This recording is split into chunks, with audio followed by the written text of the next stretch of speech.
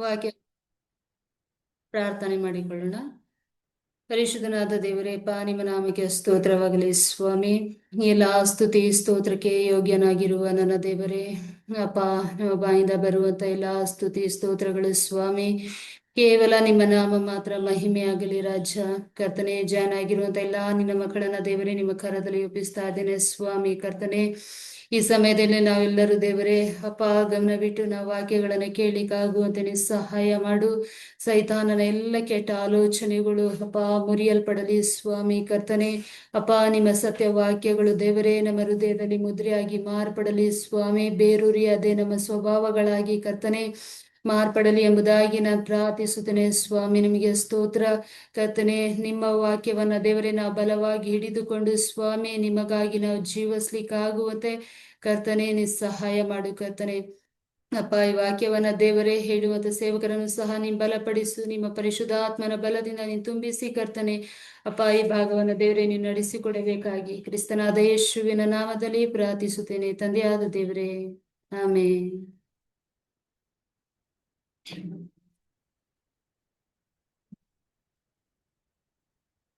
ದೇವ್ರ ನಾಮಕ್ಕೆ ಸ್ತೋತ್ರವಾಗ್ಲಿ.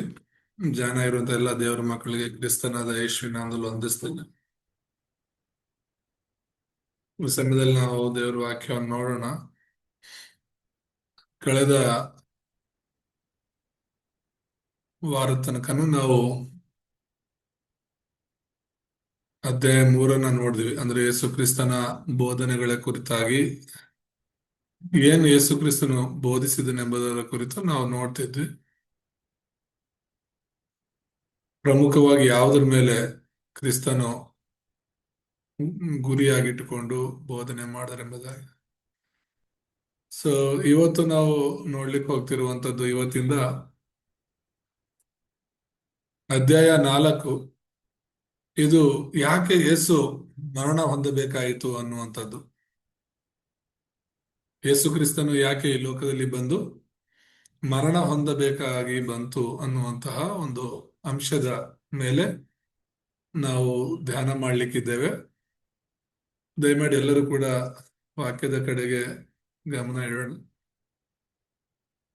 ವಚನ ಫಿಲಿಪ್ಪಿ 3:5-14 ಇರುವಂತದ್ದನ್ನು ಓದೋಣ. ಫಿಲಿಪ್ಪಿ 3:15-14. ಹುಟ್ಟಿದ 8ನೇ ದಿನದಲ್ಲಿ ನನಗೆ ಸುನ್ನತಿಯಾಯಿತು. ನಾನು ಇಸ್ರಾಯೇಲ್ ವಂಶದವನು, ಬೆನ್ಯಾಮೀನನ ಕುಲದವನು, ಇಬ್ರಿಯರಿಂದ ಹುಟ್ಟಿದ ಇಬ್ರಿಯನು. ನೇಮ ನಿಷ್ಠೆಗಳನ್ನು ನೋಡಿದರೆ ನಾನು ಫರಿಸಾಯನು, ಮತಾಸಕ್ತಿಯನ್ನು ನೋಡಿದರೆ ನಾನು ಕ್ರೈಸ್ತ ಸಭೆಯ ಹಿಂಸಕನು, ಧರ್ಮಶಾಸ್ತ್ರದಲ್ಲಿ ಹೇಳಿರುವ ನೀತಿಯನ್ನು ನೋಡಿದರೆ ನಾನು ನಿರ್ದೋಷಿ. ಆದರೆ ನನಗೆ ಲಾಭವಾಗಿದ್ದಂಥವುಗಳನ್ನು ಕ್ರಿಸ್ತನ ನಿಮಿತ್ತ ನಷ್ಟವೆಂದೆಣಿಸಿದ್ದೇನೆ. ಇಷ್ಟೇ ಅಲ್ಲದೆ ನನ್ನ ಕರ್ತನಾದ ಕ್ರಿಸ್ತ ಯೇಸುವನ್ನರಿಯುವುದೇ ಅತಿ ಶ್ರೇಷ್ಠವಾದದೆಂದು ತಿಳಿದು ನಾನು ಎಲ್ಲವನ್ನು ನಷ್ಟವೆಂದೆಣಿಸುತ್ತೇನೆ. ಆತನ ನಿಮಿತ್ತ ನಾನು ಎಲ್ಲವನ್ನೂ ಕಳಕೊಂಡು ಅದನ್ನು ಕಸವೆಂದೆಣಿಸುತ್ತೇನೆ. ಇದರಲ್ಲಿ ನನ್ನ ಉದ್ದೇಶವೇನೆಂದರೆ ನಾನು ಕ್ರಿಸ್ತನನ್ನು ಸಂಪಾದಿಸಿಕೊಂಡು ನೇಮ ನಿಷ್ಠೆಗಳ ಫಲವಾಗಿರುವ ಸ್ವನೀತಿಯನ್ನು ಆಶ್ರಯಿಸದೆ ಕ್ರಿಸ್ತನನ್ನು ನಂಬುವುದರಿಂದ ದೊರಕುವಂತ, ಅಂದರೆ ಕ್ರಿಸ್ತನ ಮೇಲಣ ನಂಬಿಕೆಯ ಆಧಾರದಿಂದ ದೇವರು ಕೊಡುವಂತ ನೀತಿಯನ್ನೇ ಹೊಂದಿ ಕ್ರಿಸ್ತನಲ್ಲಿರುವವನಾಗಿ ಕಾಣಿಸಿಕೊಳ್ಳಬೇಕೆಂಬುದೇ. ಆತನನ್ನು, ಆತನ ಪುನರುತ್ಥಾನದಲ್ಲಿರುವ ಶಕ್ತಿಯನ್ನು, ಆತನ ಬಾಧೆಗಳಲ್ಲಿ ಪಾಲುಗಾರನಾಗಿರುವ ಪದವಿಯನ್ನು ತಿಳುಕೊಂಡು ಆತನ ಮರಣದ ವಿಷಯದಲ್ಲಿ ಆತನಿಗೆ ಸ್ವರೂಪನಾಗಬೇಕೆಂಬುದೇ ನನ್ನ ಕುತೂಹಲವಾಗಿದೆ. ಹೀಗಾದರೆ ಸತ್ತವರಲ್ಲಿ ಕೆಲವರಿಗೆ ಆಗುವ ಪುನರುತ್ಥಾನವು ನನಗೆ ಒದಗಿ ಬಂದೀತು. ಸತ್ತವರಲ್ಲಿ ಕೆಲವರಿಗೆ ಆಗುವ ಪುನರುತ್ಥಾನವು ನನಗೆ ಒದಗಿ ಬಂದೀತು. ಇಷ್ಟರೊಳಗೆ ನಾನು ಬಿರುದನ್ನು ಪಡಕೊಂಡು ಸಿದ್ಧಿಗೆ ಬಂದವನೆಂದು ಹೇಳುವುದಿಲ್ಲ. ನಾನು ಯಾವುದನ್ನು ಹೊಂದುವುದಕ್ಕಾಗಿ ಕ್ರಿಸ್ತ ಯೇಸುವನ್ನು ಹಿಡಿದುಕೊಂಡನೋ ಅದನ್ನು ಹಿಡಿದುಕೊಳ್ಳುವುದಕ್ಕೋಸ್ಕರ ಓಡುತ್ತಾ ಇದ್ದೇನೆ. ಸಹೋದರರೇ, ನಾನಂತೂ ಹಿಡಿದುಕೊಂಡವನೆಂದು ನನ್ನನ್ನು ಈವರೆಗೂ ಎಣಿಸಿಕೊಳ್ಳುವುದಿಲ್ಲ. ಆದರೆ ಒಂದು, ನಾನು ಹಿಂದಿನ ಸಂಗತಿಗಳನ್ನು ಮರೆತು ಬಿಟ್ಟು ಮುಂದಿನವುಗಳನ್ನು ಹಿಡಿದಿರುವುದಕ್ಕೆ ಎದೆ ಬೊಗ್ಗಿದವನಾಗಿ, ದೇವರು ಕ್ರಿಸ್ತನ ಮೂಲಕವಾಗಿ ನಮ್ಮನ್ನು ಮೇಲಕ್ಕೆ ಕರೆದು ನಮ್ಮ ಮುಂದೆ ಇಟ್ಟಿರುವ ಬಿರುದನ್ನು ಗುರಿ ಮಾಡಿಕೊಂಡು ಓಡುತ್ತಾ ಇದ್ದೇನೆ. ಆಮೇನ್. ದೇವ್ರ ನಾಮಕ್ಕೆ ಸ್ತೋತ್ರ. ಸೊ ಇಲ್ಲಿ ಮುಖ್ಯವಾಗಿ ನಾವು ನೋಡ್ತಿರುವಂತದ್ದು ಕ್ರಿಸ್ತನ ಒಂದು ಮರಣದ ಬಗ್ಗೆ, ಆತನು ಏನಕ್ಕಾಗಿ ಸತ್ತರು ಎಂಬುದಾಗಿ ಹೇಳ್ತಿರುವಂತದ್ದು. 9ನೇ ವಚನ ತುಂಬಾ ಸ್ಪಷ್ಟವಾಗಿ ಹೇಳುತ್ತೆ. ಇದರಲ್ಲಿ ನನ್ನ ಉದ್ದೇಶ ಏನಂದ್ರೆ, ನಾನು ಕ್ರಿಸ್ತನನ್ನು ಸಂಪಾದಿಸಿಕೊಂಡು ನೇಮ ನಿಷ್ಠೆಗಳ ಫಲವಾಗಿರುವ ಸ್ವನೀತಿಯನ್ನು ಆಶ್ರಯಿಸದೆ ಅಂತ. ನೇಮ ನಿಷ್ಠೆಗಳಂದ್ರೆ ಏನು? ಈ ಲೋಕದಲ್ಲಿ ಏನು ಜನರೆಲ್ಲರೂ ಯಾವಾಗ್ಲೂ ಹೇಳ್ತಿರ್ತೀವಲ್ಲ, ನಾವು ದಾನ ಧರ್ಮ ಅದು ಇದು ಮಾಡ್ಕೊಂಡು ನಾವು ಪರಲೋಕ ಸಂಪಾದನೆ ಮಾಡ್ಬೇಕು, ಸ್ವರ್ಗ ಸಂಪಾದನೆ ಮಾಡ್ಬೇಕು ಅಂತ ಹೇಳಿ, ನೀತಿಯನ್ನ ಸಂಪಾದನೆ ಮಾಡ್ಬೇಕು, ಅಥವಾ ನಾವು ಪರಿಶುದ್ಧರಾಗೋದು, ಒಳ್ಳೆಯವರಾಗೋದು ನಮ್ಮ ಕ್ರಿಯೆಗಳಿಂದ ಅಂತ. ಸೊ ನೇಮ ನಿಷ್ಠೆಗಳ ಫಲವಾಗಿರುವ ಸ್ವನೀತಿಯನ್ನ ಆಶ್ರಯಿಸದೆ ಕ್ರಿಸ್ತನನ್ನು ನಂಬುವುದರಿಂದ ದೊರಕುವಂತಹ, ಅಂದರೆ ಕ್ರಿಸ್ತನ ಮೇಲಣ ನಂಬಿಕೆಯ ಆಧಾರದಿಂದ ದೇವರು ಕೊಡುವಂತಹ ನೀತಿಯನ್ನೇ ಹೊಂದಿ ಕ್ರಿಸ್ತನಲ್ಲಿರುವವನಾಗಿ ಕಾಣಿಸಿಕೊಳ್ಳಬೇಕೆಂಬುದೇ ಅನ್ನುವಂಥದ್ದು ಅವನ ಉದ್ದೇಶ. ಸೊ ದೇವರ ನಾಮಕ್ಕೆ ಮಹಿಮೆ ಉಂಟಾಗಲಿ. ಪರಿಚಯದಲ್ಲಿ ಕೆಲವು ವಿಷಯಗಳನ್ನ ನಾವು ನೋಡುವಾಗ, ಇತಿಹಾಸದಲ್ಲಿ ಇದುವರೆಗೂ ನಡೆದಂತ ಚರಿತ್ರೆಯಲ್ಲಿ ಅತ್ಯಂತ ಮಹತ್ವದ ಘಟನೆಗಳಲ್ಲಿ ಒಂದು ಏನಂದ್ರೆ ಅದು ಯೇಸುವಿನ ಮರಣ. ಯಾಕೆ ಯೇಸುವಿನ ಮರಣ ಮಾತ್ರ ಅತ್ಯಂತ ಮಹತ್ವವುಳ್ಳದ್ದು ಅಂತ ಹೇಳಿದ್ರೆ, ಆತನು ಪಾಪವಿಲ್ಲದೆ ಸತ್ತದ್ದು ಮಾತ್ರವಲ್ಲ, ಹೆಚ್ಚು ಅದ್ಭುತವಾದ ಸಂಗತಿ ಅಂದ್ರೆ ಆತನ ಮರಣವನ್ನು ಹಳೆ ಒಡಂಬಡಿಕೆಯಲ್ಲಿ 100 ಬಾರಿ ಪ್ರವಾದಿಸಲಾಗಿದೆ ಅನ್ನುವಂಥದ್ದೇ ಅದ್ಭುತ. ಯಾರ ಮರಣದ ಬಗ್ಗೆ ಮುಂಚಿತವಾಗಿ ಹೇಳಲ್ಪಟ್ಟಿದೆ? ಪ್ರಪಂಚದಲ್ಲಿ ಇದುವರೆಗೂ ಸತ್ತು ಹೋಗಿರುವಂತವರ ಕುರಿತಾಗಿ ನಾವು ಯೋಚನೆ ಮಾಡುವಾಗ ಯಾರ ಬಗ್ಗೆ ಇದಕ್ ಮುಂಚೆನೆ ಒಬ್ಬ ವ್ಯಕ್ತಿಯ ಮರಣದ ಕುರಿತು ಹೇಳಲ್ಪಟ್ಟಿದೆ? ಇವತ್ತು ತುಂಬಾ ಜನ ಯೇಸು ಸ್ವಾಮಿಯ ಮರಣವನ್ನು ಆಡ್ಕೊಳ್ತಾರೆ. ಒಂದು ವೇಳೆ ಆತನೇ ದೇವರಾಗಿದ್ರೆ, ಆತನಿಗೆ ಎಲ್ಲಾ ಶಕ್ತಿ ಇರೋದಾಗಿದ್ರೆ, ಯಾಕೆ ಆತನು ಜನರ ಕೈಯಲ್ಲಿ ಮರಣ ಶಿಕ್ಷೆಯನ್ನು ಅನುಭವಿಸ್ದ, ಹಿಂಸೆಗಳನ್ನು ಅನುಭವಿಸ್ದ? ಆತನಲ್ಲಿ ಯಾವ ಶಕ್ತಿ ಇಲ್ಲದೆ ಇರೋದ್ರಿಂದಲೇ ಆತನು ಸಿಲುಬೆಗೆ ಏರಿಸಲ್ಪಟ್ಟ ಅಂತ ಒಂದು ಕ್ರೂರವಾದ ಮರಣವನ್ನ ಹೊಂದಿದನೆಂಬುದಾಗಿ ಅನೇಕರು, ಯೇಸು ಅಂದ್ರೆ ಆಗದೇ ಇರೋರು ಮಾತಾಡ್ಕೊಳ್ತಿದ್ದಾರೆ. ಆದ್ರೆ ಅದೊಂದು ಅದ್ಭುತ ಅಂತ ಯಾಕೆ ಹೇಳ್ತಿದೀವಿ? ಯೇಸುವಿನ ಮರಣವೇ ಅದ್ಭುತ. ಆತನು ಎಲ್ಲಿ ಹುಟ್ಟುತ್ತಾನೆ, ಎಲ್ಲಿ ಬೆಳಿತಾನೆ, ಆ ಕತ್ತೆ ಮೇಲೆ ಸವಾರಿ ಮಾಡೋದಾಗ್ಲಿ, ಐಗುಪ್ತ ದೇಶಕ್ಕೆ ಹೋಗೋದಾಗ್ಲಿ, ಪ್ರತಿಯೊಂದು ಕೂಡ ಯೇಸು ಕ್ರಿಸ್ತನ ಬಗ್ಗೆ ಹೇಳಲ್ಪಟ್ಟಿದೆ. ಆತನ ಬಟ್ಟೆಯನ್ನ ಕೂಡ ಚೀಟು ಹಾಕಿ ಹಂಚ್ಕೊಳ್ಳೋದ್ರ ಬಗ್ಗೆ ಹೇಳಲ್ಪಟ್ಟಿದೆ. ಆತನಿಗೆ ಏಟು ಹೊಡೆಯೋದ್ರ ಬಗ್ಗೆ ಹೇಳಲ್ಪಟ್ಟಿದೆ. ಆತನ ಒಂದು ಮರಣ ಪುನರುತ್ಥಾನದ ಬಗ್ಗೆ ಹೇಳಲ್ಪಟ್ಟಿದೆ. ವಿಶೇಷವಾಗಿ ಯೇಸುವಿನ ಮರಣದ ಬಗ್ಗೆ ಅನೇಕ ಕಡೆ ಮುಂಚಿತವಾಗಿನೇ ಪ್ರವಾದಿಗಳು ಹೇಳಿದ್ದಾರೆ. ಅದರಲ್ಲಿ ಒಂದು ಉದಾಹರಣೆಯಾಗಿ ತೆಗೆದುಕೊಳ್ಳೋದಾದ್ರೆ ಯೆಶಾಯ 53:5-6 ನಾವು ಅದನ್ನ ನೋಡ್ಬೋದು. ಯಾರಾದ್ರೂ ಒಬ್ರು ಓದೋಣ. ಯೆಶಾಯ 53:5-6.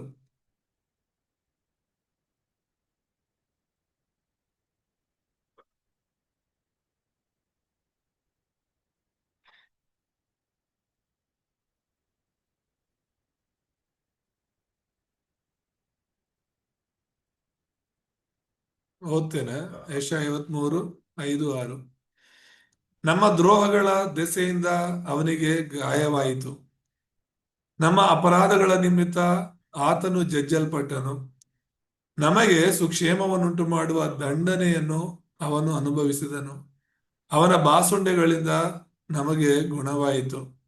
ನಾವೆಲ್ಲರೂ ಕುರಿಗಳಂತೆ ದಾರಿ ತಪ್ಪಿ ತೊಳಲುತ್ತಿದ್ದೆವು, ಪ್ರತಿಯೊಬ್ಬನೂ ತನ್ನ ತನ್ನ ದಾರಿಯನ್ನು ಹಿಡಿಯುತ್ತಿದ್ದನು, ನಮ್ಮೆಲ್ಲರ ದೋಷ ಫಲವನ್ನು ಯೆಹೋವನು ಅವನ ಮೇಲೆ ಹಾಕಿದನು ಎಂಬುದಾಗಿ. ಸೊ ಇದು ಯೆಶಾಯ 53 ಕ್ರಿಸ್ತನ ಒಂದು ಸಿಲುಬೆಯ ಶ್ರಮೆಯ ಬಗ್ಗೆ, ಮರಣದ ಬಗ್ಗೆ ಹೇಳ್ತಾ ಇದೆ.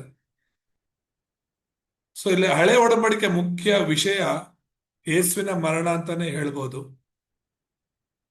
ಅನೇಕ ಸಲ ನಾವು ಹೇಳಿದೀವಿ, ಹಳೆ ಒಡಂಬಡಿಕೆ ಅಂದ್ರೆ ಬರುವ ಕ್ರಿಸ್ತನ ಬಗ್ಗೆ ಮಾತನಾಡುತ್ತೆ, ಹೊಸ ಒಡಂಬಡಿಕೆ ಅಂದ್ರೆ ಬಂದಿರುವ ಕ್ರಿಸ್ತನ ಬಗ್ಗೆ ಮಾತನಾಡುತ್ತೆ ಅಂತ. ಹಳೆ ಒಡಂಬಡಿಕೆಯಲ್ಲಿ ಅನೇಕ ವಿಷಯಗಳು ಇರಬಹುದು, ಆದರೆ ಆ ಹಳೆ ಒಡಂಬಡಿಕೆಯಲ್ಲಿ ಅತ್ಯಂತ ಪ್ರಾಮುಖ್ಯವಾಗಿ ನಾವು ಒಂದು ವಿಷಯನ ಹಿಡ್ಕೋಬಹುದು, ಅಂದ್ರೆ ಅದೇನಂದ್ರೆ ಯೇಸುವಿನ ಮರಣದ ಬಗ್ಗೆ ಮುಂಚಿತವಾಗಿ ಹೇಳಲ್ಪಟ್ಟಿರುವಂತ ವಿಷಯ. ತುಂಬಾ ಜನ ಯೇಸು ಸ್ವಾಮಿ ಹುಟ್ಟಿದ ಮೇಲೆ ಯೇಸು 2000 ವರ್ಷದಿಂದಾನೇ ಇರೋದು, ಆದ್ರೆ ಅದಕ್ಕೆ ಹಿಂದೆಯಿಂದಲೂ ಕೂಡ ನಮ್ಮ ಒಂದು ಧರ್ಮಗಳಿದೆ, ನಮ್ಮ ಒಂದು ದೇವರುಗಳಿದ್ದಾರೆ ಅಂತ ಹೇಳ್ಬಿಟ್ಟು ಅನೇಕ ಜನರು ಮಾತಾಡ್ಕೊಳ್ತಾರೆ. ಆದ್ರೆ ಇಲ್ಲಿ ನಾವು ಹೇಳ್ತಿರುವಂತದ್ದು ಕ್ರಿಸ್ತನ ಮರಣ ಎಷ್ಟೋ ವರ್ಷಗಳ ಹಿಂದೆನೆ ಹೇಳಲ್ಪಟ್ಟಿದೆ ಅನ್ನೋದು. ಸೊ ಹಳೆ ಒಡಂಬಡಿಕೆ ಅಂದ್ರೇನೆ, ಹಳೆ ಒಡಂಬಡಿಕೆಯಲ್ಲಿ ಮುಖ್ಯ ವಿಷಯ ಅಂದ್ರೇನೆ ಆ ಕ್ರಿಸ್ತನ ಮರಣ ಎಂಬುದಾಗಿ ನೋಡ್ಬೋದು. ಹೇಗೆ ಅದನ್ನ ಅರ್ಥ ಮಾಡ್ಕೊಳ್ಬಹುದು ನಾವು ಕ್ರಿಸ್ತನ ಮರಣವನ್ನ ಅಂತ ಹೇಳಿದ್ರೆ, ಒಂದು 5 ವಿಷಯಗಳಲ್ಲಿ ನಾವು ನೋಡ್ಬೋದು. ವಿಶೇಷವಾಗಿ ಒಂದು 4 ವಿಷಯಗಳ ಬಗ್ಗೆ ನಾವು ಗಮನ ಹರಿಸುವಾಗ ಈ ಪಸ್ಕಾ ಹಬ್ಬ ಅಂತ ಹೇಳಿ ಹಳೆ ಒಡಂಬಡಿಕೆಯಲ್ಲಿ ನಾವು ನೋಡ್ಬೋದು. ಏನು ಆ ಪಸ್ಕಾ ಹಬ್ಬ? ಪಸ್ಕಾ ಹಬ್ಬ ಅಂದ್ರೆ ಅನೇಕರು ಅದನ್ನ ಶಾರೀರಿಕವಾಗಿ ಮಾತ್ರ ಯೋಚನೆ ಮಾಡ್ತಾರೆ. ಹೌದು, ಇದು ದೇವರು ಇಸ್ರಾಯೇಲ್ಯರಿಗೆ ಐಗುಪ್ತ ದೇಶದಲ್ಲಿ ಮಾಡಕ್ ಹೇಳಿದ್ರು. ಪ್ರಪ್ರಥಮ ಬಾರಿಗೆ ಐಗುಪ್ತ ದೇಶದಲ್ಲಿ ಅವರು ಪಸ್ಕದ ಕುರಿಮರಿಯನ್ನ ಕೊಯ್ದು ಅದರ ರಕ್ತವನ್ನ ಅವರವರ ಬಾಗಿಲಿನ ನಿಲುವುಗಳಿಗೆ, ಅಡ್ಡಪಟ್ಟಿಗಳಿಗೆ ಹಚ್ಚಬೇಕು. ಸಂಹಾರಕ ದೂತನು ಮಧ್ಯರಾತ್ರಿಯಲ್ಲಿ ಬರ್ತಾನೆ. ಯಾರ ಮನೆಗೆ ಆ ಒಂದು ರಕ್ತ ಇರೋದಿಲ್ವೋ ಅಂಥವರ ಮನೆಯಲ್ಲಿರುವಂತಹ ಚೊಚ್ಚಲ ಮಗನನ್ನ ಆ ದೂತನು ಸಾಯಿಸ್ಬಿಡ್ತಾನೆ. ಯಾರ ಮನೆಗೆ ಆ ಒಂದು ಪಸ್ಕದ ಕುರಿಮರಿಯ ರಕ್ತ ಹಚ್ಚಲ್ಪಟ್ಟಿರುತ್ತೋ ಅಂತ ಮನೆಯನ್ನ ಆ ಸಂಹಾರಕ ದೂತನು ದಾಟಿ ಹೋಗ್ತಾನೆ ಅಂತ ಹೇಳ್ಬಿಟ್ಟು. ಸೊ ಇಸ್ರಾಯೇಲರಿಗೆ ಈ ವಿಷಯ ತಿಳಿಯುತ್ತೆ. ಮೋಶೆ ಹೋಗಿ ಎಲ್ಲರಿಗೂ ಹೇಳ್ತಾನೆ, ಎಲ್ಲರೂ ನಂಬಿಕೆ ಇಡ್ತಾರೆ. ಎಲ್ಲರೂ ಕೂಡ ಕುಟುಂಬಕ್ಕೊಂದೊಂದರಂತೆ ಆ ಕುರಿಮರಿಯನ್ನ ಕುಯ್ದು ಅದರ ರಕ್ತವನ್ನ ಅವರು ಬಾಗಿಲಿಗೆ ಹಚ್ಚೋದನ್ನ ಮರೆಯೋದಿಲ್ಲ. ಇಲ್ಲಿ ಜಸ್ಟ್ ಯೋಚನೆ ಮಾಡ್ಬೇಕಾಗಿರೋದು ಆತ್ಮಿಕವಾದ ವಿಷಯ, ಇದು ತುಂಬಾ ಆಳವಾಗಿರುವಂತ ವಿಷಯ. ಯಾಕೆ ದೇವರು ಈ ಪಸ್ಕದ ಕುರಿಮರಿಯ ರಕ್ತದ ಬಗ್ಗೆ ಅಷ್ಟೊಂದು ಆಸಕ್ತಿ ತೋರಿಸಿದ್ದಾರೆ? ಬಲಿ ಕೊಡೋದ್ರ ಬಗ್ಗೆ ಯಾಕೆ ದೇವರು ಅಷ್ಟೊಂದು ಕಡೆ ಹಳೆ ಒಡಂಬಡಿಕೆಯಲ್ಲಿ ಹೇಳಲ್ಪಟ್ಟಿದೆ ಅಂದ್ರೆ ಅದು ಖಂಡಿತವಾಗಲೂ ಕ್ರಿಸ್ತನಿಗೆ ಸೂಚನೆಯಾಗಿದೆ ಅಂತ. ಇಸ್ರಾಯೇಲರೆಲ್ಲರೂ ಏನು ಪರಿಶುದ್ಧರಾಗಿರ್ಲಿಲ್ಲ. ಅವ್ರು ಪರಿಶುದ್ಧರಾಗಿದ್ರು, ಅವರಲ್ಲಿ ಯಾವ ತಪ್ಪು ಇರ್ಲಿಲ್ಲ, ಯಾವ ಪಾಪ ಮಾಡಿಲ್ಲ ಅಂತ ಹೇಳಿ ಆ ದೂತನು ದಾಟು ಹೋಗ್ಲಿಲ್ಲ. ರಕ್ತ ಇದೆಯಾ ಇಲ್ವಾ ಅನ್ನೋದು ಮಾತ್ರನೇ ದೂತನು ನೋಡಿದ್ದು. ಒಳಗಡೆ ಯಾರಿದ್ದಾರೆ ಅನ್ನೋದು ಮುಖ್ಯ ಅಲ್ಲ. ಆದ್ರೆ ಅವರು ದೇವರ ಒಡಂಬಡಿಕೆನ ಹಿಡ್ಕೊಂಡಿದಾರ, ದೇವರ ವಾಕ್ಯಕ್ಕೆ ವಿಧೇಯರಾಗಿ. ಈಗ ಆ ಹಣ್ಣು ತಿನ್ನೋದ್ರಿಂದ ಆದಾಮ ಅವ್ವ ಪಾಪ ಮಾಡಿದ್ರು ಅಂತ ವಾಕ್ಯ ಇದೆ. ಹಣ್ಣಲ್ಲಿ ಏನಿದೆ? ಆದ್ರೆ ಅದು ತಿನ್ನಬಾರ್ದು ಅಂತ ಹೇಳಿದ್ದು, ತಿಂದ ದಿನ ಸಾಯ್ತಿ ಆ ವಾಕ್ಯಕ್ಕೆ ಅವಿಧೇಯರಾಗಿದ್ದು ಅಂತ ನಾನು ಹೇಳ್ತಿರೋದು. ಸೊ ಇಲ್ಲಿ ಕೂಡ ಆ ಪಸ್ಕ ಹಬ್ಬದ ರಕ್ತ ಅನ್ನೋದಲ್ಲ, ಆದ್ರೆ ಅದಕ್ಕೆ ಒಳಗಾದ್ರಲ್ಲ, ದೇವರು ಹೇಳಿದ ಮಾತಿಗೆ ಅವರು ವಿಧೇಯರಾಗಿ ಆ ರಕ್ತವನ್ನ ಹಚ್ಚಿದ್ರಲ್ಲ. ಯಾಕಂದ್ರೆ ಅದು ಮುಂದೆ ಬರುವಂತ ಕ್ರಿಸ್ತನಿಗೆ ಸೂಚನೆ ಆಗಿತ್ತು, ಕ್ರಿಸ್ತನ ಮರಣಕ್ಕೆ ಸೂಚನೆ ಆಗಿತ್ತು, ಕ್ರಿಸ್ತನ ಸಿಲುವೆಯಲ್ಲಿ ಸುರಿಸುವಂತ ರಕ್ತಕ್ಕೆ ಸೂಚನೆ ಆಗಿತ್ತು ಈ ಪಸ್ಕ ಹಬ್ಬ. ಹಾಗಾಗಿ ದೇವರು ಅದನ್ನ ಮಾಡೋದಕ್ಕೆ ಹೇಳಿದ್ರು. ಪ್ರತಿ ವರ್ಷ ಇಸ್ರಾಯೇಲಿಯರು ಆ ಹಬ್ಬವನ್ನು ಮಾಡ್ತಾ ಇದ್ರು. ಹಾಗಾಗಿ ಆ ರಕ್ತವನ್ನ ಹಚ್ಚಿದಂತಹ ಕುಟುಂಬಗಳನ್ನ, ಆ ಮನೆಗಳನ್ನ ಆ ದೂತನು ದಾಟಿ ಹೋಗ್ತಾ ಇದ್ದ ಅಂತ ಹೇಳ್ಬಿಟ್ಟು. ಇಸ್ರಾಯೇಲ್ಯರು ನೀತಿವಂತರಾಗಿದ್ದು ಅವರ ಸ್ವಕಾರ್ಯಗಳಿಂದ ಅಲ್ಲ. ಪೌಲನ್ ಆಗ್ಲೇ ಹೇಳಿದಾಗೆ 9ನೇ ವಚನ ನಾವು ಓದ್ಕೊಂಡವಲ್ಲ, ಫಿಲಿಪಿ 5:3-9 ಸೊ ನನ್ನ ನೇಮ ನಿಷ್ಠೆಗಳಿಂದ ನಾನು ನೀತಿವಂತನಲ್ಲ ಅನಿಸ್ಕೊಳಕ್ಕಲ್ಲ ನಾನು ಪ್ರಯಾಸ ಪಡ್ತಿರೋದು. ಕ್ರಿಸ್ತ ಯೇಸುವಿನ ಮೇಲೆ ಇಡುವಂತ ನಂಬಿಕೆ ಮೂಲಕ ದೇವ್ರು ನನಗೆ ಕೊಡ್ತಾರಲ್ಲ, ಆ ನೀತಿಗೋಸ್ಕರ ಅಂತ ಹೇಳಿ. ಸೊ ಹಾಗೆ ಇವತ್ತು ನೀನು ನಾನು ಪರಿಶುದ್ಧರು ಹೇಗೆ ಅಂದ್ರೆ, ತುಂಬಾ ಜನ ಸೇವಕರನ್ನು ಸೇರಿಸಿ ನಾನು ಹೇಳ್ತೀನಿ, ಇನ್ನೂ ಅವ್ರಿಗೆ ಅವಿಶ್ವಾಸ ಅನ್ನೋದಿದೆ. ಅನೇಕ ಸೇವಕರುಗಳಿಗೆ ಕ್ರಿಸ್ತನ ರಕ್ತದ ಮೇಲೆ ಅವ್ರಿಗೆ ನಂಬಿಕೆನೇ ಇಲ್ಲ. ಇದ್ರೂ ಕೂಡ ಪೂರ್ತಿ ನಂಬಿಕೆ ಇಲ್ಲ. ನಾವು ನಂಬ್ತಿರೋದು, ಸತ್ಯ ಸುವಾರ್ತೆಯಲ್ಲಿ ನಂಬ್ತಿರೋದೇನು? ಕ್ರಿಸ್ತನ ರಕ್ತ ನಮ್ಮೆಲ್ಲ ಪಾಪಗಳನ್ನ ಕ್ಷಮಿಸಿದೆ ಅಂತ ಹೇಳಿ. ನಾವು ಪರಿಶುದ್ಧರಾಗಿರೋದು ನಮ್ಮ ಕ್ರಿಯೆಗಳಿಂದಲ್ಲ, ಕ್ರಿಸ್ತನ ರಕ್ತದಿಂದಲೇ. ನೋಹನ ಕಾಲದಿಂದಲೂ ನಾವು ಆ ನಾವೆಯ ಬಗ್ಗೆ ನೋಡ್ತೇವೆ.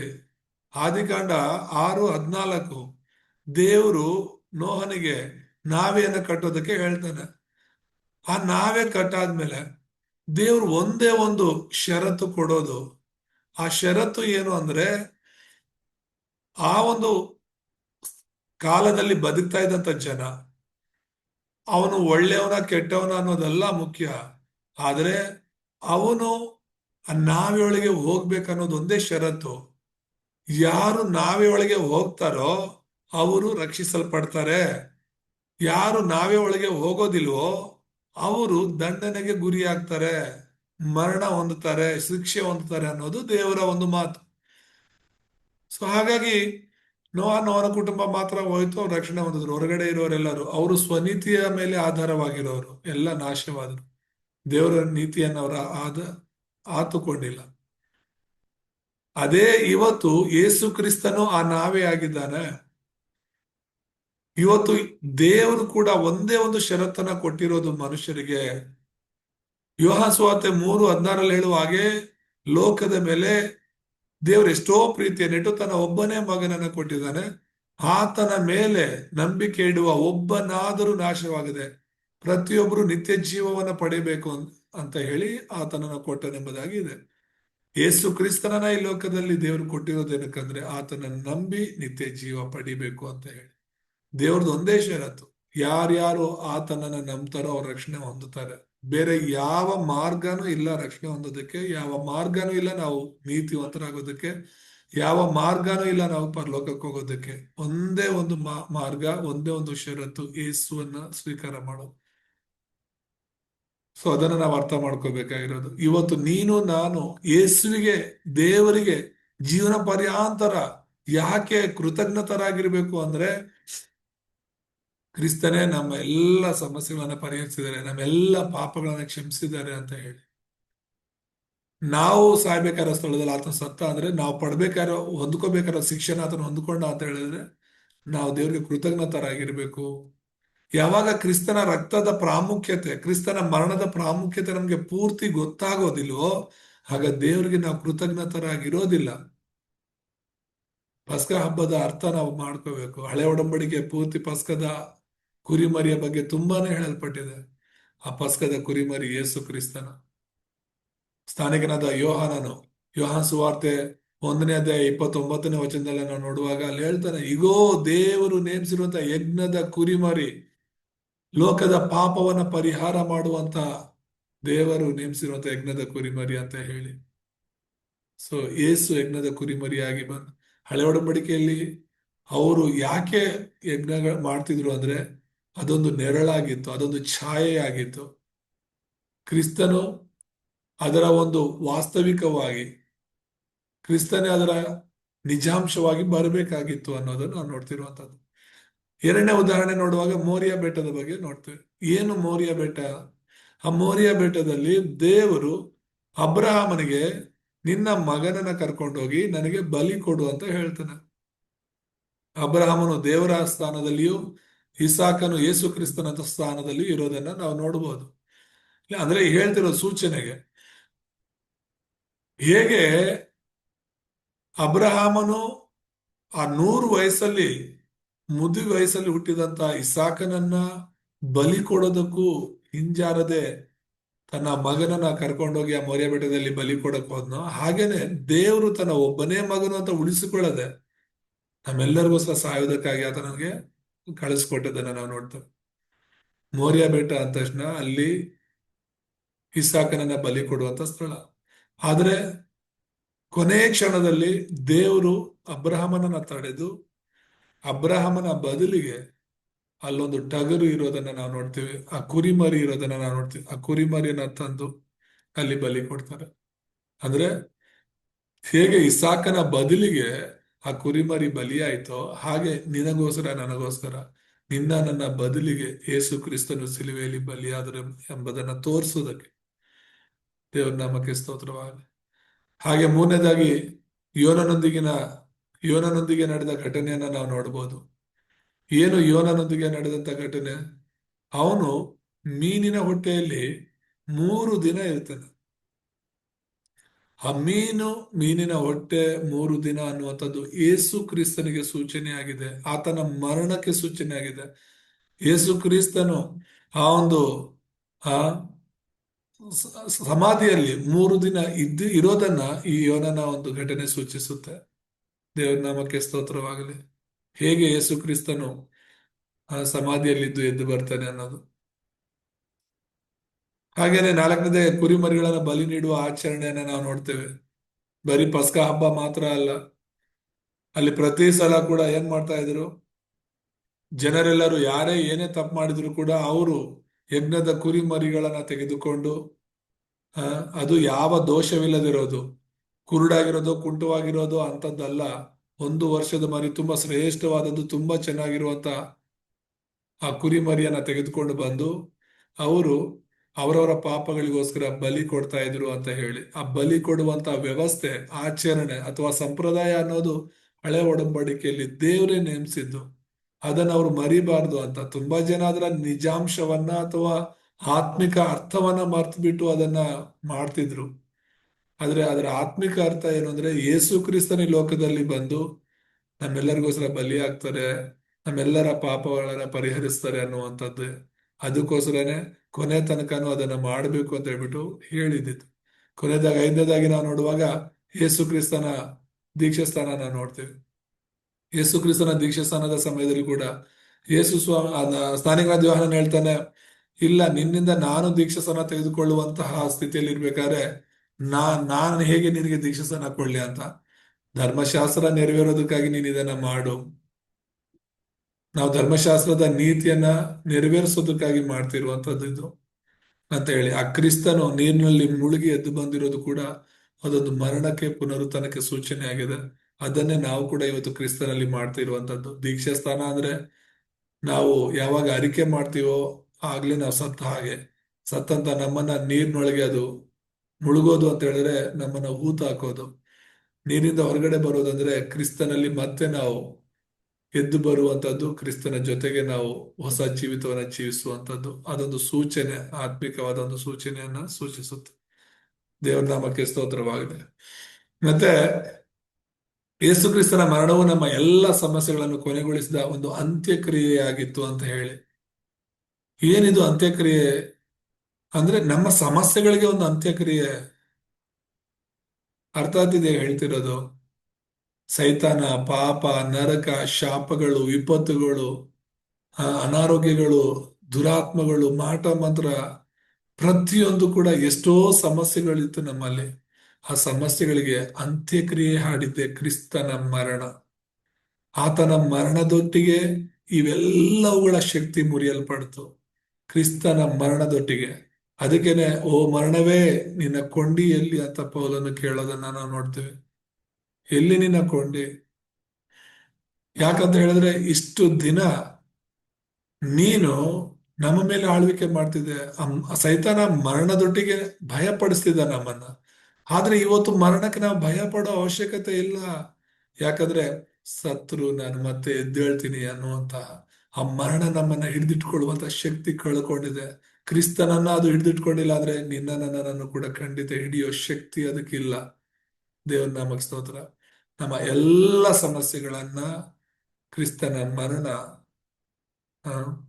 ಪರಿಹರಿಸಿದೆ. ದೇವ್ರ ನಾಮಕ್ಕೆ ಸ್ತೋತ್ರ. ಇವತ್ತಿನ ಅಂಶ ಯೇಸು ಯಾಕೆ ಮರಣ ಹೊಂದಿದ್ದು ಅಂತ ಹೇಳಿ. ಇದೆಲ್ಲ ಮನಸ್ಸಲ್ಲಿ ಇಟ್ಕೋಬೇಕು. ತುಂಬಾ ಮುಖ್ಯವಾದ ವಿಷಯಗಳು, ತುಂಬಾ ಆತ್ಮಿಕವಾದ ವಿಷಯಗಳು. ಹಾಗಾಗಿ ಇದನ್ನು ನಮ್ಮ ಹೃದಯಗಳಲ್ಲಿ ಇಟ್ಕೊಳ್ಳೋಣ. ಸಮಯ ಆಗ್ತಾ ಇದೆ. ಒಂದೇ ಒಂದು ಮೈನ್ ಪಾಯಿಂಟ್ ಅನ್ನ ಮಾತ್ರ ನಾವು ನೋಡೋಣ ಮುಖ್ಯ ಸಂದೇಶದಲ್ಲಿ. ಮೊದಲನೇದಾಗಿ ಯೇಸು ಏಕೆ ಮರಣ ಹೊಂದಬೇಕಾಯಿತು ಅಂತ ಹೇಳಿ. ಏಕೆ ಮರಣ ಹೊಂದಬೇಕಾಯಿತು ಅನ್ನೋದಕ್ಕೆ ಒಂದು 5 ವಿಷಯಗಳನ್ನ ನಾವು ನೋಡುವಾಗ, ಮೊದಲನೇದಾಗಿ ಆದಿಕಾಂಡ 2:17 ಪಾಪದ ಫಲಿತಾಂಶ ಮರಣ ಅಂತ ದೇವರು ಈಗಾಗಲೇ ಹೇಳಾಯ್ತು. ಯಾರಾದ್ರೂ ಇದ್ದೀರಾ ಓದೋರ್ ಬೈಬಲ್ ಬೇಗ ಇಲ್ಲಿರುವಂತ ವಚನಗಳನ್ನ?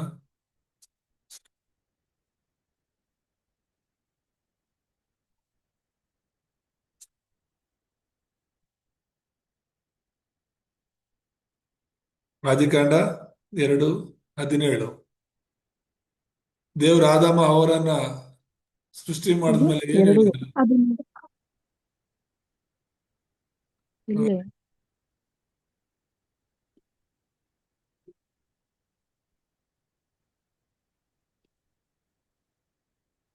ನೀನು ತೋಟದಲ್ಲಿರುವ ಎಲ್ಲಾ ಮರಗಳ ಹಣ್ಣುಗಳನ್ನು ಯಥೇಚ್ಛವಾಗಿ ತಿನ್ನಬಹುದು, ಒಳ್ಳೆಯದರ ಕೆಟ್ಟದರ ಅರುಹನ್ನು ಹುಟ್ಟಿಸುವ ಮರದ ಹಣ್ಣನ್ನು ಮಾತ್ರ ತಿನ್ನಬಾರದು, ತಿಂದ ದಿನ ಸತ್ತೇ ಹೋಗುವಿ ಎಂದು ವಿಧಿಸಿದನು. ಸೊ ಇಲ್ಲಿ ಹೇಳ್ತಿರುವಂತ ದೇವ್ರು ಏನ್ ಹೇಳಿದ್ರು ಆದಿಕಾಂಡ 2:17 ತಿಂದ ದಿನ ಸತ್ಯ ಹೋಗಿವೆ ಅಂತ. ಅಂದ್ರೆ ಪಾಪದ ಫಲ ಏನು ಅಂದ್ರೆ ಮರಣ. ಆದಿಕಾಂಡದಲ್ಲೇ ದೇವ್ರು ಹೇಳಿದ್ರು, ಎಲ್ಲವನ್ನ ಸೃಷ್ಟಿ ಮಾಡಿ ದೇವ್ರು ಎಲ್ಲವನ್ನ ಅವ್ರಿಗೆ ಒಪ್ಪಿಸ್ಕೊಟ್ಟಾದ್ಮೇಲೆ ನೀವಿದನ್ನ ಮಾಡಿ ಅಂತ ಹೇಳಿದ್ದು. ನೀವಿದನ್ನ ತಿನ್ನಿ, ಆದ್ರೆ ಈ ಒಳ್ಳೆದರ ಕೆಟ್ಟದರ ಮರದ ಹಣ್ಣನ್ನ ಮಾತ್ರ ತಿನ್ನಬಾರ್ದು, ತಿಂದ್ರೆ ಅದು ನಿಮಗೆ ಮರಣ ಅಂತ ಹೇಳ್ಬಿಟ್ಟು ಹೇಳಿದ್ರು. 2ನೇ ವಚನ ನೋಡೋಣ, ರೋಮಪುರ 3:10. ಇದು ಶಾಸ್ತ್ರದಲ್ಲಿ ಬರೆದಿರುವ ಮಾತುಗಳಿಗೆ ಸರಿಯಾಗಿದೆ. ಅವು ಯಾವುವೆಂದರೆ, ಹೌದು. ನೀತಿವಂತನೂ ಇಲ್ಲ, ಒಬ್ಬನಾದರೂ ಇಲ್ಲ, ಉಳ್ಳವನೂ ಇಲ್ಲ, ದೇವರನ್ನು ಹುಡುಕುವವನೂ ಇಲ್ಲ, ಎಲ್ಲರೂ ದಾರಿ ತಪ್ಪಿ ಹಾಗೇನೆ ನಡೆಯುತ್ತಾರೆ, 23. ಎಲ್ಲರೂ ಪಾಪ ಮಾಡಿ ದೇವರ ಮಹಿಮೆಯನ್ನು ಹೊಂದದೆ ಹೋಗಿದ್ದಾರೆ. ಸೊ ಇಲ್ಲಿ ನಾವು ನೋಡ್ತಿರುವಂತದ್ದು ನೀತಿವಂತನಿಲ್ಲ, ಒಬ್ಬನಾದರೂ ಇಲ್ಲ ಅನ್ನುವಂಥದ್ದು ಒಂದಾದ್ರೆ, ಎರಡನೇದಾಗಿ ಎಲ್ಲರೂ ಪಾಪ ಮಾಡಿ ದೇವರ ಮಹಿಮೆಯನ್ನು ಹೊಂದದೆ ಹೋಗಿದ್ದಾರೆ ಅನ್ನುವಂಥದ್ದು. ಸೊ ಇಲ್ಲಿ ಪಾಪದ ಫಲ ಮರಣ ಅಂತ ನಾವು ನೋಡ್ತಾ ಇದ್ದೀವಿ. ನೀತಿವಂತನ ಒಬ್ಬನೂ ಇಲ್ಲ, ಎಲ್ಲರೂ ಪಾಪ ಮಾಡಿದ್ದಾರೆ, ಹಾಗಾದ್ರೆ ಎಲ್ಲರೂ ಮರಣ ಹೊಂದಬೇಕಾಯ್ತು. ಮತ್ತೆ ಯೋಹಾನ ಸುವಾರ್ತೆ 8:44 ಏನ್ ನೋಡ್ತೀವಿ ನಾವು? ಸೈತಾನನು ನಿಮ್ಮ ತಂದೆ, ನೀವು ಆ ತಂದೆಯಿಂದ ಹುಟ್ಟಿದವರಾಗಿದ್ದು ನಿಮ್ಮ ತಂದೆಯ ದುರಿಚ್ಛೆಗಳನ್ನೇ ನಡೆಸಬೇಕೆಂದಿದ್ದೀರಿ. ಅವನು ಆದಿಯಿಂದಲೂ ಕೊಲೆಗಾರನಾಗಿದ್ದು ಸತ್ಯದಲ್ಲಿ ನಿಲ್ಲಲಿಲ್ಲ, ಅವನಲ್ಲಿ ಸತ್ಯವೂ ಇಲ್ಲವೇ ಇಲ್ಲ. ಸೊ ಇಲ್ಲಿ ನಾವು ನೋಡ್ತಿರೋದು ಈ ವಚನ ಏನ್ ಹೇಳುತ್ತಂದ್ರೆ, ಸೈತಾನನು ನಿಮ್ಮ ತಂದೆ ಅಂತ ಯೇಸು ಸ್ವಾಮಿನೇ ಹೇಳ್ತಾ ಇದ್ದಾರೆ. ಯಾಕೆಂದ್ರೆ ನಮ್ಮ ತಂದೆ ಸೃಷ್ಟಿಕರ್ತನಾದ ದೇವರಿಂದ ನಾವು ದೂರ ಆದ್ಮೇಲೆ, ಪಾಪ ಮಾಡಿದ್ಮೇಲೆ ಪಾಪ ನಮ್ಮನ್ನ ದೇವರಿಂದ ದೂರ ಮಾಡ್ತು. ದೂರ ಆದ್ಮೇಲೆ ನಾವು ಸೈತಾನ್ಗೆ ಹತ್ರ ಆದ್ವಿ, ಸೈತಾನನ ಮಕ್ಕಳಾದ್ವಿ, ಸೈತಾನನಿಂದ ಬಂಧಿಸಲ್ಪಟ್ವಿ. ಅದೇ ಹೇಳ್ತಾರೆ, ಪಾಪದಿಂದ ನಾವು ಸೈತಾನನ ಮಕ್ಕಳಾಗಿ ಮಾರ್ಪಟ್ಟಿದ್ದನ್ನ ನಾವು ನೋಡ್ತೀವಿ. ಬಂಧಿತರಾಗ್ಬಿಟ್ವಿ, ಗುಲಾಮರಾಗ್ಬಿಟ್ವಿ ಸೈತಾನಿಗೆ. 4ನೇದಾಗಿ ರೋಮ 8:2.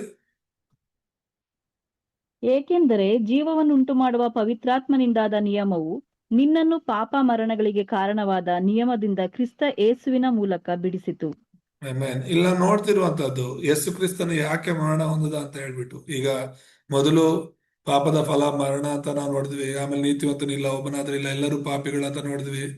3ನೇದಾಗಿ ನಾವೆಲ್ಲ ಸೈತಾನನ ಮಕ್ಕಳಾಗಿ ಮಾರ್ಪಟ್ಬಿಟ್ಟಿವಿ, ಅವನ ಬಂಧನದಲ್ಲಿ ಇದ್ದೀವಿ ಅಂತ ಹೇಳಿ ನಾವು ನೋಡ್ತೀವಿ.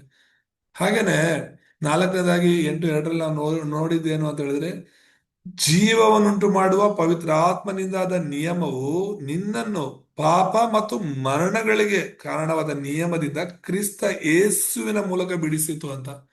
ಯಾಕೆ ಯೇಸು ಕ್ರಿಸ್ತನು ಸತ್ತಿದ್ದು? ಈ ಪಾಪದಿಂದ, ಈ ಮರಣದಿಂದ ನಿನ್ನನ್ನ ಬಿಡಿಸೋದಕ್ಕೋಸ್ಕರ ಅಂತ ಹೇಳಿ. ಕ್ರಿಸ್ತ ಯೇಸು ಬಿಡಿಸೋದನ್ನಂತ ತುಂಬಾ ಸ್ಪಷ್ಟವಾಗಿದೆ. ಯಾಕೆ ನಾವು ಇವತ್ತು ಯೇಸುನ ನಂಬಬೇಕು ಅಂದ್ರೆ, ಈ ಪಾಪಕ್ಕೂ ಈ ಮರಣಕ್ಕೂ ಅಧೀನರಾದ ನಮ್ಮನ್ನ ಬಿಡಿಸೋದಕ್ಕೋಸ್ಕರ ಅಂತ ಹೇಳಿ. ರೋಮ 5:8 ಓದೋಣ.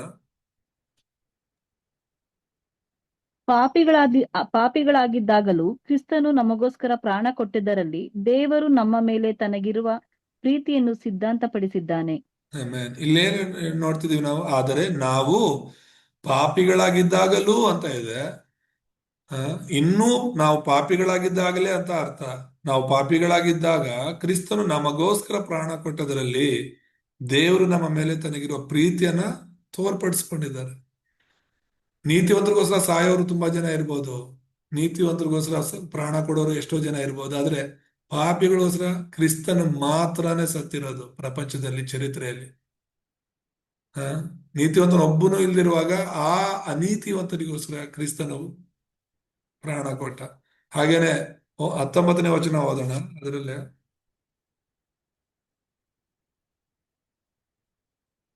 ಒಬ್ಬನ ಅವಿಧೇಯತ್ವದಿಂದ ಎಲ್ಲರೂ ಹೇಗೆ ಪಾಪಿಗಳಾದರೋ ಹಾಗೆಯೇ ಒಬ್ಬನ ವಿಧೇಯತ್ವದಿಂದ ಎಲ್ಲರೂ ನೀತಿವಂತರಾಗುವರು. ಆಮೇನ್. ಇದನ್ನ ಅರ್ಥ ಮಾಡ್ಕೊಳ್ಳಿ.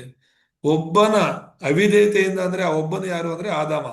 ಒಬ್ಬ ಆದಾಮನ ಅವಿಧೇಯತೆಯಿಂದ ಹೇಗೆ ಎಲ್ಲರೂ ನಾವು ಪಾಪಿಗಳಾದ್ವೋ, ಹಾಗೇನೆ ಒಬ್ಬನ ವಿಧೇಯತ್ವದಿಂದ ಆ ಒಬ್ಬನ ಯಾರು ಯೇಸು ಕ್ರಿಸ್ತನ್. ಯೇಸು ಕ್ರಿಸ್ತನು ತಂದೆಯ ಚಿತ್ತಕ್ಕೆ ವಿಧೇಯನಾಗಿದ್ದರಿಂದ ನಾವೆಲ್ಲರೂ ಕೂಡ ನೀತಿವಂತರಾಗ್ತಾ ಇದ್ದೀವಿ. ಇವತ್ತು ನಮ್ಮ ಇಷ್ಟದಂತೆ ನಮ್ಮ ಪ್ರಯತ್ನಗಳಿಂದ ಅಲ್ಲ ನಾವು ನೀತಿವಂತರಾಗ್ತಿರೋದಂತ ಆಗ್ಲೇ ಹೇಳಿದೆ. ಕ್ರಿಸ್ತನು ನೀತಿವಂತನು, ಆತನನ್ನ ನಂಬಿದಂತ ನಾವೆಲ್ಲರೂ ಕೂಡ ನೀತಿವಂತರಾಗಿರ್ತೀವಿ. ಇದು ತುಂಬಾ ಅದ್ಭುತವಾದಂತ ಒಂದು ಸತ್ಯ. ಅದಕ್ಕೆ ಇದು ಸತ್ಯ ಸುವಾರ್ತೆ ಅಂತ ನಾವು ಒತ್ತಿ ಒತ್ತಿ ಹೇಳುವಂಥದ್ದು. ಸೊ ಈ ಯೇಸು ಕ್ರಿಸ್ತನ್ ಯಾಕೆ ಮರಣ ಹೊಂದದ ಅನ್ನುವಂಥದ್ದನ್ನ ನಾವೀಗ ತಿಳ್ಕೊಂಡ್ವಿ. ಈ ವಾಕ್ಯದಿಂದ ದೇವ್ರು ನಮ್ಮನ್ನ ಆಶೀರ್ವಾದ ಮಾಡಲಿ. ಮುಂದಿನ ವಾರ ಯೇಸುವಿನ ಮರಣದ ಫಲಿತಾಂಶ ಏನು ಅಂದ್ರೆ ಆತನ ಸತ್ತದಕ್ಕೆ ನಮ್ಗೆ ಸಿಕ್ಕಂತ ಫಲಿತಾಂಶ ಏನು ಅನ್ನೋದನ್ನ ನಾವು ನೋಡೋಣ, ಪ್ರಾರ್ಥನೆ ಮಾಡ್ಕೊಳ್ಳೋಣ.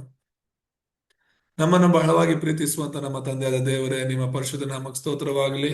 ಒಳ್ಳೆಯ ಸಮಯದಲ್ಲಿ ನಾವೆಲ್ಲರೂ ನೀವು ಯಾಕೆ ಮರಣ ಹೊಂದಿದಿರಿ ಎಂಬುದರ ಕುರಿತಾಗಿ ತಿಳ್ಕೊಳ್ಳುವಂತ ಕೃಪೆ ಕೊಟ್ಟಿದ್ದೀರಾ. ಜಾನರತ ಎಲ್ಲ ನಿನ್ನ ಮಕ್ಕಳನ್ನ ಆಶೀರ್ವದಿಸಿ ಇನ್ನು ಮುಂದೆನೂ ನಡೆಸಿ ಕ್ರಿಸ್ತನ ಯೇಸು ನಾಮದಲ್ಲಿ ತಂದೆ, ಆಮೆನ್.